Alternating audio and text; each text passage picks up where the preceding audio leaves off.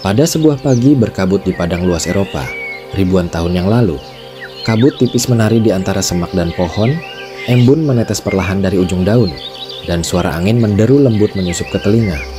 Tiba-tiba, dari balik kabut muncul siluet raksasa. Tubuhnya hitam pekat, matanya tajam seperti menatap langsung ke jiwamu.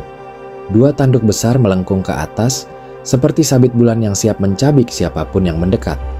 Setiap jengkal langkahnya menggetarkan tanah sekitar.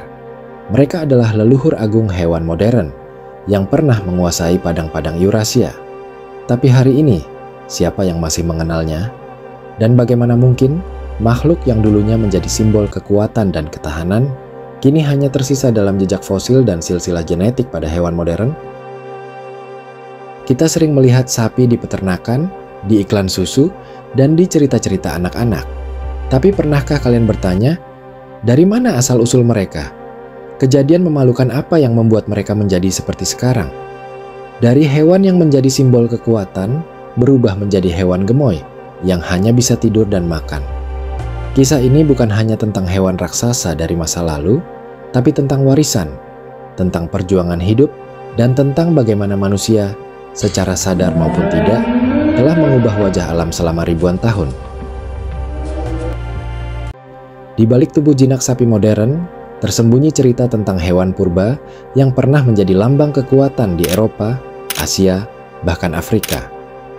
Seekor makhluk bernama Aurochs, binatang liar dengan tinggi hampir 2 meter, yang tidak akan segan menyerang jika merasa terancam. Dan yang paling menarik, para ilmuwan telah melakukan sebuah proyek gila untuk menghidupkan kembali hewan ini dari tidur panjangnya.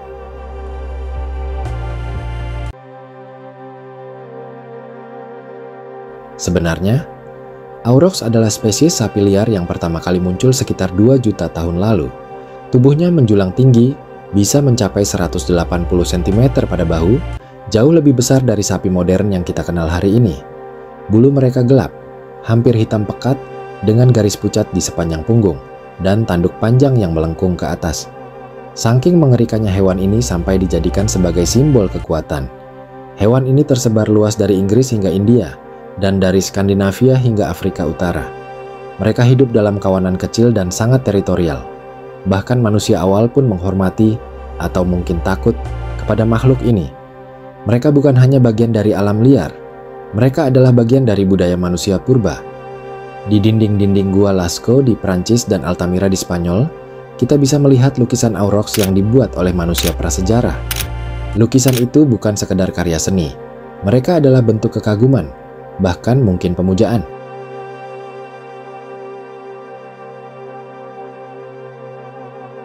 Awalnya, manusia tidak langsung bisa menjinakkan Aurochs. Bayangkan saja, bagaimana caranya manusia purba yang hanya bersenjatakan tombak batu menaklukkan hewan seberat hampir 1 ton yang bisa menginjak atau menanduk apapun yang menghalangi jalannya. Proses domestikasi Aurochs adalah sebuah perjalanan panjang yang berlangsung selama ratusan hingga ribuan tahun.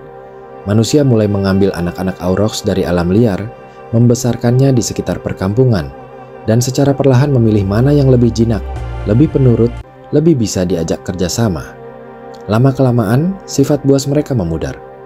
Ukuran tubuhnya mengecil. Tanduknya tidak lagi sebesar gergaji. Dan satu persatu, Aurochs asli mulai berubah menjadi sesuatu yang baru.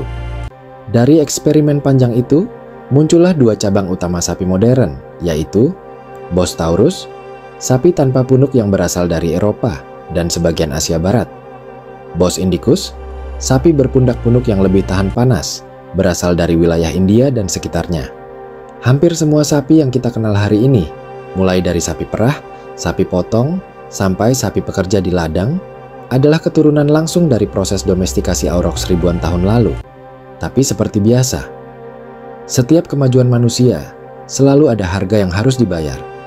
Ketika sapi domestik mulai berkembang pesat, Aurochs liar mulai kehilangan tempatnya. Habitatnya dipakai untuk lahan pertanian. Pakan alaminya habis karena dikonsumsi oleh ternak buatan manusia. Dan yang paling fatal, manusia tak lagi berburu untuk bertahan hidup, melainkan mereka berburu untuk menguasai.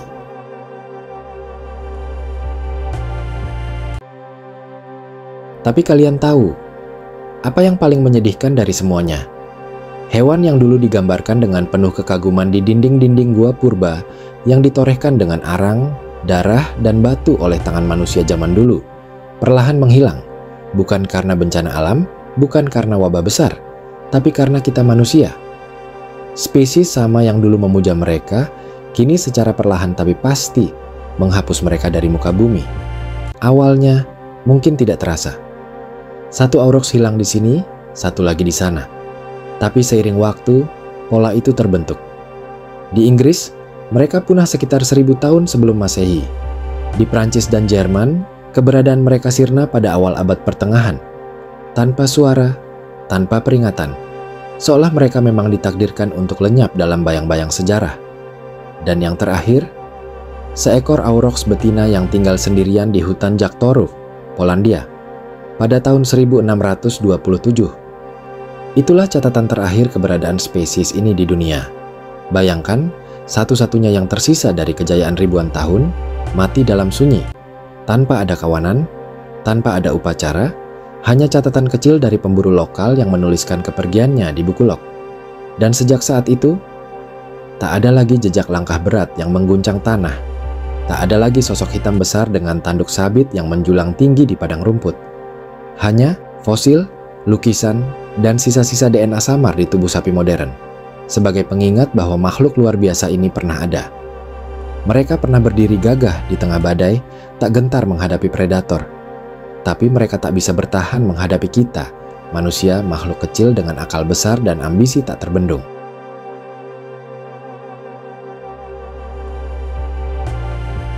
Meskipun tubuhnya telah tiada, aurochs tidak benar-benar hilang.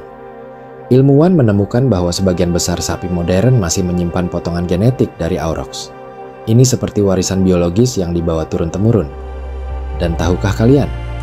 Ada proyek ambisius bernama Breeding Back, yaitu upaya menghidupkan kembali aurochs melalui persilangan selektif sapi-sapi modern yang paling mendekati genetik dan bentuk fisiknya. Proyek ini bukan soal cloning atau rekayasa genetika semata, tapi semacam rekonstruksi biologis. Sebuah mimpi untuk menghadirkan kembali raksasa masa lalu di padang rumput masa depan. Apakah ini benar-benar mungkin? Belum tentu. Tapi gagasan ini sendiri sudah cukup untuk menunjukkan betapa besarnya pengaruh aurochs terhadap imajinasi dan ekosistem kita.